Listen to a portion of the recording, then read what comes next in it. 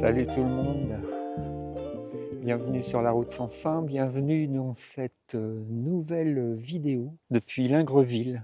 C'est en Normandie, c'est dans la Manche précisément sur la presqu'île du Cotentin, dans le bas de la presqu'île. Je m'apprête à repartir d'ici, ça fait 2-3 jours que je suis là, c'est un très beau coin, c'est magnifique. Je pensais pas qu'il existait des endroits comme ça en Normandie. À dire vrai, j'avais une image un peu, pas négative, mais enfin, je voyais la Normandie comme un coin pas très intéressant. En fait, je me trompais, c'est très joli. Et là, je suis dans un paysage assez incroyable. Ça me rappelle un peu à la fois la Bretagne, à la fois l'Espagne. Vous voyez, mon camping-car, il est garé là-bas, au bord d'une piste de sable. Alors, je suis pas tout seul, hein, on est quelques-uns comme ça, à cette garée-là. Donc, c'est assez étonnant parce qu'en fait, dans la région ici, les endroits un peu free comme ça, il n'y en a pas des masses. Enfin, moi, j'en connais pas du tout même. Jusqu'à maintenant, c'est pas la première fois que je viens en Normandie parce que j'ai de la famille ici. En général, j'ai toujours un petit peu galéré pour me stationner. Et puis là, j'ai trouvé cette pépite. Donc, c'est un paysage de dunes, vraiment très très beau, très sauvage, avec un parfum de liberté. Enfin, tout ce que j'aime, quoi. On peut même circuler dans les dunes assez librement. Les pins torturés par le vent. Je repars bientôt parce que la canicule arrive. C'est assez fou. La canicule arrive et du coup, c'est un petit problème pour moi. J'ai du mal, hein. En camping-car, c'est pas facile quand il fait très chaud parce qu'on n'a aucun moyen de lutte, on va dire, et le camping-car se réchauffe très vite à l'intérieur. Donc, je vais bouger, je vais quitter cet endroit superbe que je vais noter dans mon petit calepin mental. Donc je vous parlais dans la dernière vidéo des vérités de la vie nomade, des endroits où j'aime revenir, ça c'en est un. C'est évident que j'aurai grand plaisir à revenir ici, en espérant que cet espace reste libre, ce dont je suis pas trop sûr, parce qu'il y en a de moins en moins quand même des espaces comme ça.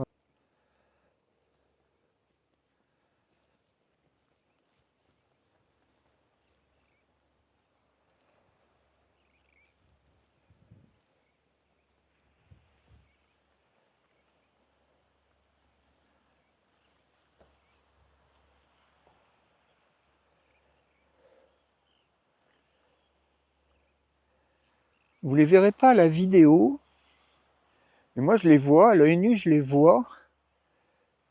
Sur l'horizon, là-bas, dans la direction juste en face, on voit les îles Chausey. Ils ne sont pas très loin d'ici, en fait. Ce sont des îles britanniques.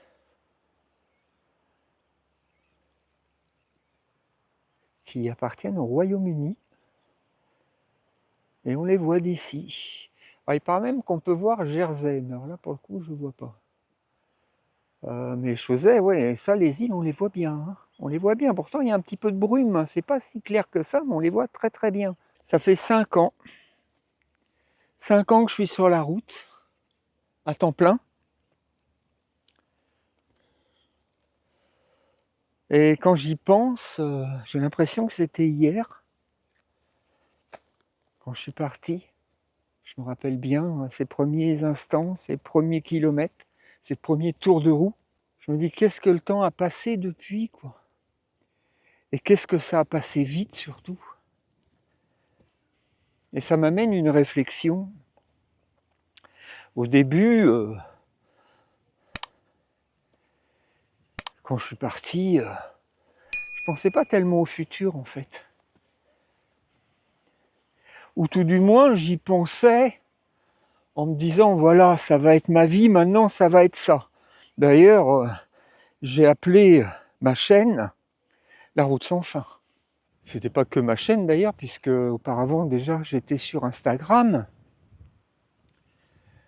Je faisais des photos. J'en fais toujours un peu. Et ça s'appelait déjà La Route sans fin. Ah, je vous fais. Là, je suis monté sur une petite dune.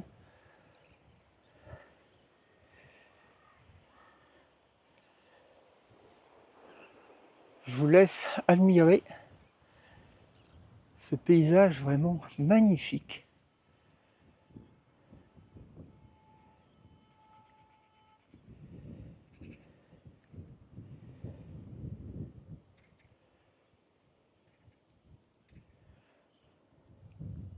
Et la réflexion que ça m'amène, c'est je me dis, dans 10 ans, est-ce que je serai toujours sur la route?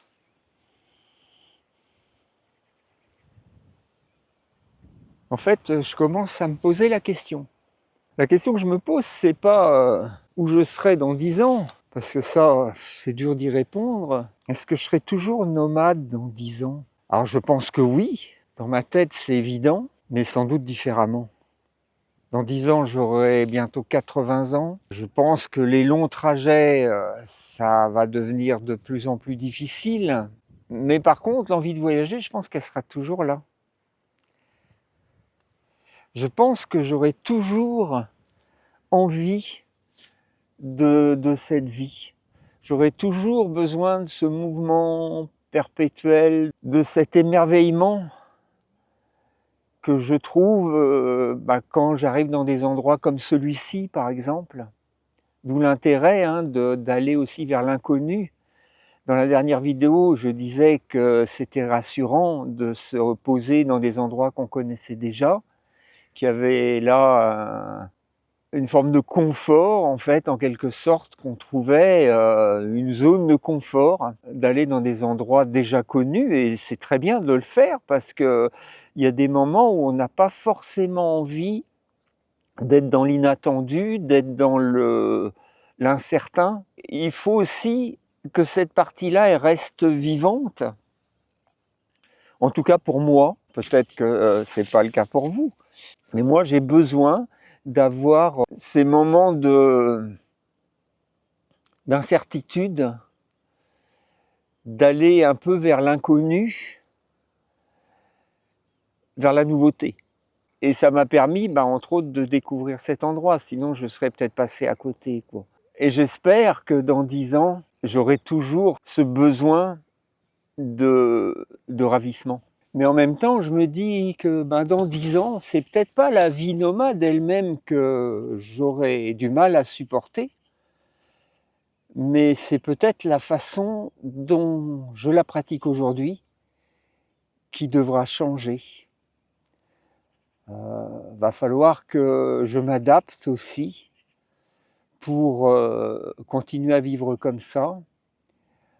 Il est bien évident que l'âge venant, les contraintes augmentent, en tout cas prennent aussi un peu plus d'importance. C'est quelque chose dont il faut tenir compte forcément quand on se projette, comme j'essaye de le faire là, à cet instant, dans le futur. Donc voyager différemment, mais voyager encore, continuer sur la route à découvrir des lieux, à découvrir des personnes, à aller de l'avant, à croire dans l'avenir, même si c'est un avenir qui peut paraître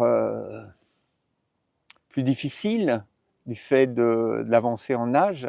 C'est pas un moment qui s'arrête, c'est pas la fin de tout.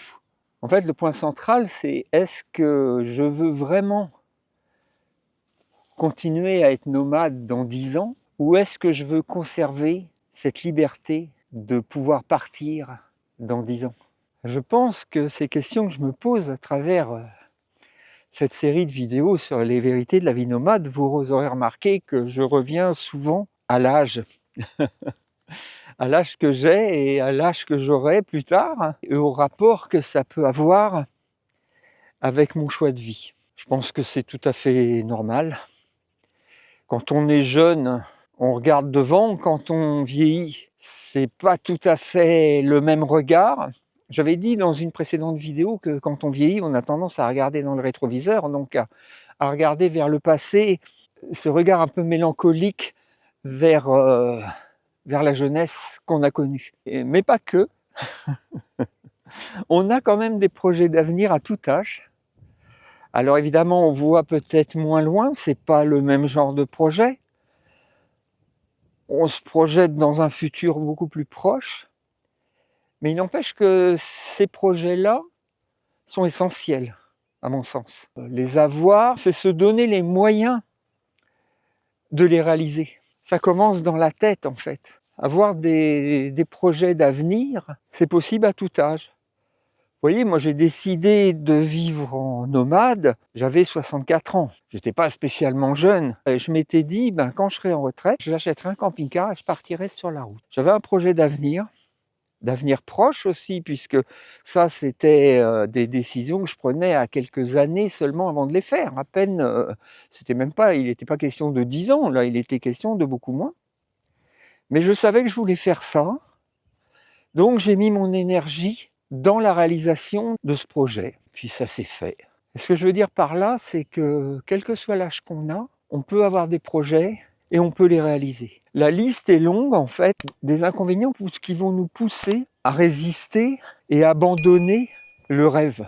Et ça appartient à chacun de faire le bon choix. À la fois le bon choix réaliste, terre à terre, du concret, et le bon choix des envies, de l'émotion et du rêve. Et ça, quel que soit l'âge qu'on a, c'est toujours la même histoire en fait. C'est toujours pareil. Mais je pense qu'il ne faut jamais s'arrêter de rêver. Il faut toujours avoir comme ça des rêves, même s'ils paraissent durs à réaliser, peu importe. Et même d'ailleurs, j'irai plus loin, même d'ailleurs si on ne les réalise pas totalement, même si on est empêché par moments à suivre la route qu'on a imaginée, c'est pas grave. Le principal, c'est qu'on a pris une direction qui nous tenait à cœur, et donc déjà, c'est déjà un point qui va être positif, qui va rendre heureux. Le plus important dans la vie, c'est d'être heureux.